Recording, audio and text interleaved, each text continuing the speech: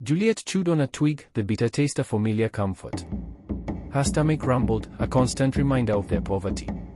Her mother Anne toiled sunrise to sunset, planting maize and beans on the small plot of land that had been their family's for generations. But now, Ronnier, a wealthy man with a cruel glint in his eye, claimed it was his. Anne had pleaded with Justice Gilbert, a man known for his plump belly and even plumper pockets. She showed him the faded papers her grandfather had passed down, proving their ownership. But Ronnie had offered something more, something whispered to be a fat brown envelope. Juliet watched from the courtroom doorway, her heart a knot of anger and despair. Justice Gilbert cleared his throat, the sound echoing in the small, dusty room. "The court finds insufficient evidence to dispute Moroni's claim," he declared, his voice smooth and unconcerned. Anna's shoulders slumped, her face crumbling like sun-baked earth. Tears streamed down Juliet's face, unnoticed in the chaos that followed.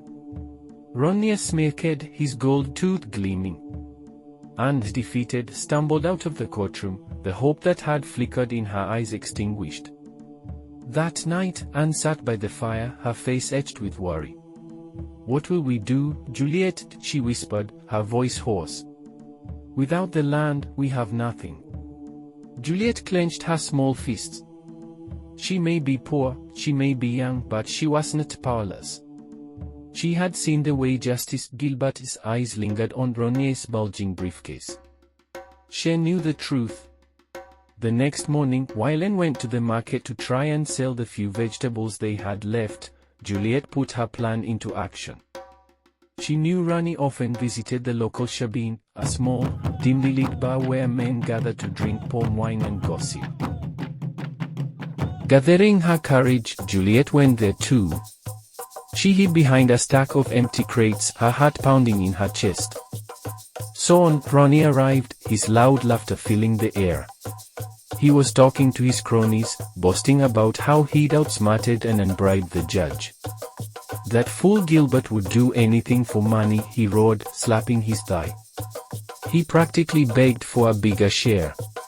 Juliet, trembling, pulled out a small, worn-out notebook and a stubby pencil. She had learned to write at the village school, a skill her mother had sacrificed to provide. She scribbled down every word, her hand shaking. The next day, she went back to the courtroom, this time armed with her words. Justice Gilbert scowled when he saw her. "What do you want, child? The case is closed." Juliet stood tall, her voice surprisingly steady. "I know what Ronnie said, Justice Gilbert. He know about the bribe. He wrote it all down." She held out the notebook, her small hand trembling but firm.